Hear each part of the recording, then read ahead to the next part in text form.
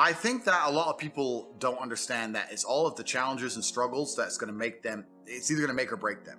I don't read studies very often, but I was sent a study about stress from somebody. It's probably the best study I ever read. And it's talked about the placebo effect of stress. And it said that they took some of the most stressed people in the world, CEOs, etc. And the ones who believed that stress was really bad for them were dying earlier because of the cortisol inside of their blood.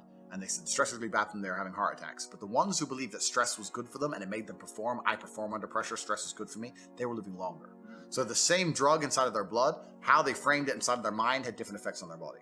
So from that point onwards, even though I already thought this way, I knew I was the right way. I knew it was the right way to think innately because I've done pretty good in life that way. But this confirmed it. Every time I feel stressed or under pressure, I get excited.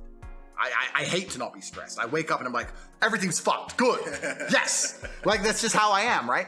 But it's how you adopt. It's how you look at the problems and how you use them to fuel you. So the question was, what's the problem for the average man today? What's the biggest problem? I think there's a whole host of problems. But what you have to do is frame it inside of your mind and understand that all of those problems are going to allow you, give you the fuel, the unlimited motivation that you need to become a successful and beautiful individual if you frame it in the right way. If you take a man and give him a life shielded from problems and he never has any to face, I guarantee you he's terrible at being a man. The best men in the world have gone through shit.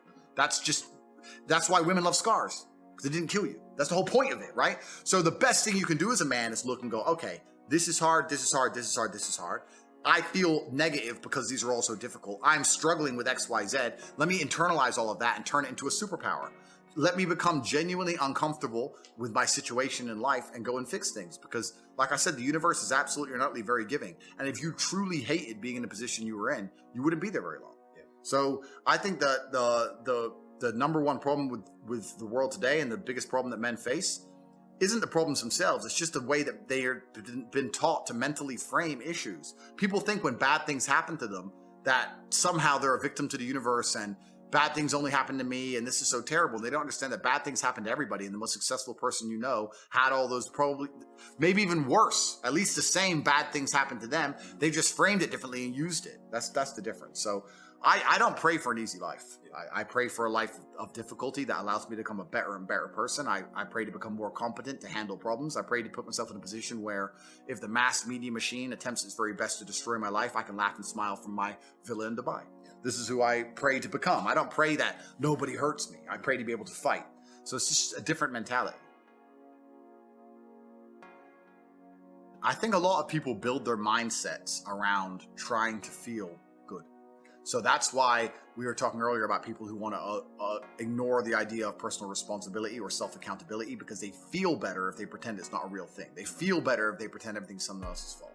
A lot of people's mental model and how they view the world is based around them feeling as good as possible. So when you sit there and talk to somebody who has the mask on and they refuse to believe the elites are laughing at them, it's not because they can't comprehend the ideas. It's because they feel better if they don't believe that they are a clown to the elites. I feel better if this is really all innocent and it's really all about a disease.